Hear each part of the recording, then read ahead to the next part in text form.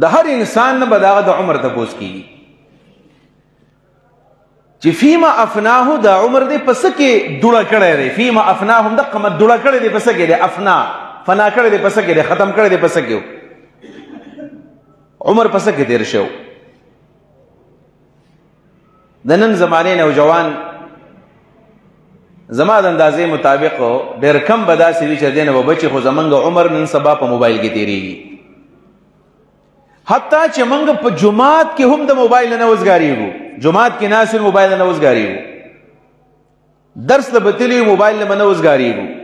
د شپې زمونږ خوب د 2 بجې او 3 بجو ته ورسېږي سار چې راپاسېږو فوراً زمونږ نظر په موبایل باندې لګي ټوله ورځ شپه زمونږ په موبایل کې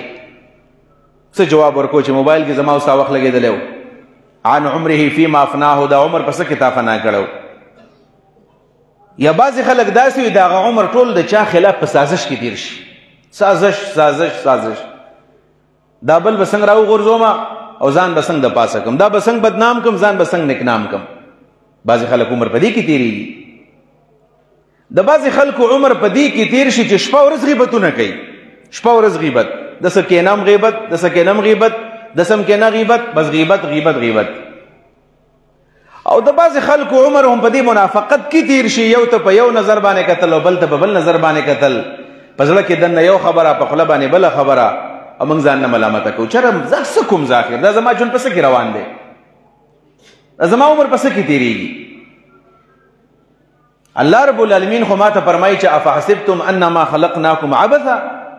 وانکم الینا لا ترجعون ستاسو څه خیال دی چې تاسو ما عبث پیدا کړی یئ ولې تاسو ما خواله نه راځئ نو موږ خو د الله خواله ځو الله له به جواب څه ورکوو دا ژوند په څه کې تېر شوی دی راځئ چې دا ژوند په دې کې تېر کړو چې زموږ نه الله خوشحاله شي هغه 2 کسانو کې یو کس دام راغلی دی راځئ ځان په دې کې راولو که موږ سپین یو که موږ ځوانان یو که موږ زنانه یو که موږ نارینه یو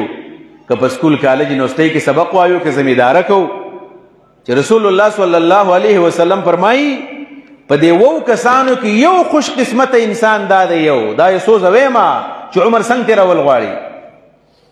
یو دا دی چې وشاب نشأ فی عبادت ربه داسې ځوان چې خپل ژوند یې د الله په عبادت کې تېر کړی بس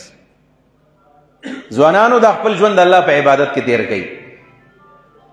یو بل خوش قسمت انسان پکې داسې دی وقلبه رجل معلق بالمساجد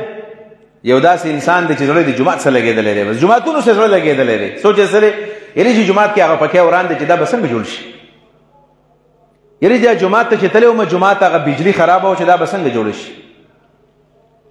زمونږ د کلي یا جومات ته یا پلاني ځای کې جومات ته هغه دروازې ورانې دي څنګه به جوړې شي یا زمونږ په دې جومات کې هغه مزدګزار کم دي څنګه به برابر شي دا سوچ فکر د هغه سره دی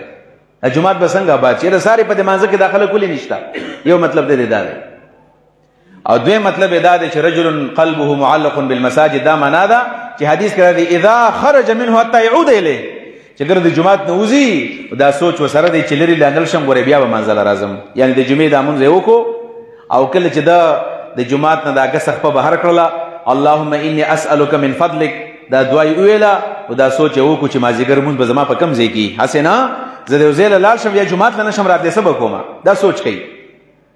او دا ټول عمر دا سوچ دی ټول عمر دا سوچ دی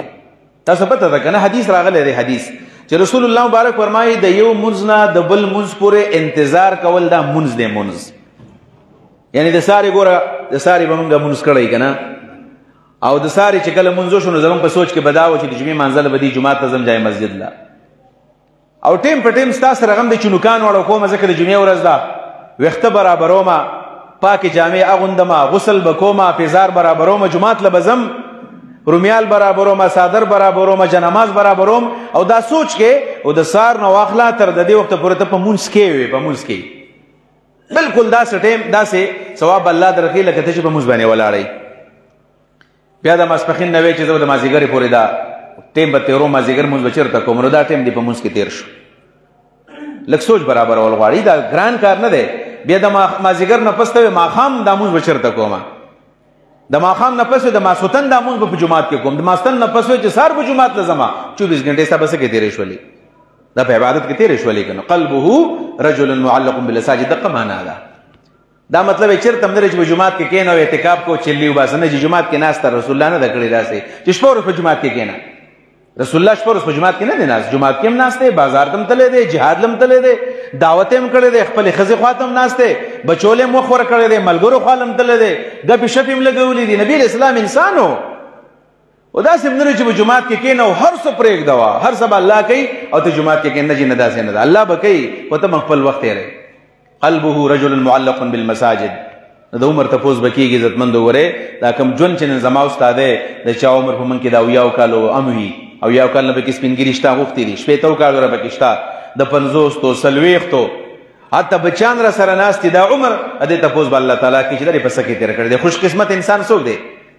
زمونږ په دې سوچ او فکر دا یي چېرې دا ولي به دته وایي چې دا په هوا باندې الوزي د کتابونو کې دا ناشنا واقعات دي که نه پلانې په هوا باندې والوتو لکه په هوا کې خو جازونه الوزي انسانان خو نه الوزي دروغ وایي او پلانې بس په سمندر د پاسه جنماز خور کومون زی وکړو د سمندر د پاسه څنګه موس کېږي هغه مولانا صاحب لګیاو چېرې حسن بصري رحمه الله ویل راووتو داسې او په هوا کې په منځ باندې ودرېدو نو حسن بصري صاحب لوی عالم دی د تابعینو سردار دی و دې خبرو څه ضرورت دی چې په هوا کې مونځ وکړو د مونځ لپاره الله د ځمکه جوړه کړله هوا یې نه ده جوړه کړې جعلت لي الارض مسجدا وطهورا ځمکه زما دپاره جومات جوړ شوی د هوا نه موږ دته وایو چې دا ولي دی په هوا باندې الوزي یاره پلانی داسې بهترین خوب یې ولیدو ښه خوبونه مولانا مودودي رحمه الله یو خبره کوي وایي ولایت څه ته ولایت دې ته وایي په خپلو سترګو باندې سوچ وکړه چې سترګې دې څه کم طرف ته ګوري نو که ستا سترګې ټول عمر حرامو ته ګوري پردو زنانو ته ګوري او په لاس کې ستا تسبیح دي نو کوه تسبیح که نو منافق سړی بس کوه زه په دې شي باندې ډېر رد کوم څوک خفه نه شي لاس کې نن سبا موږ هغه کلکولیټر یې اچولی دي بس چا څه په خیر کوم دا شی زما په لاس پسې نښتی نو داسې شی دا عبادت دی که د چا په مجلس کې ناست هم خبره کوم جرګه کوم او دلته لګیا هم ټک ټک ټک حسابوم چې څومره مې دا ذکر وکړو په الله باندې ولاړو موږ دا خو ذکر نه دی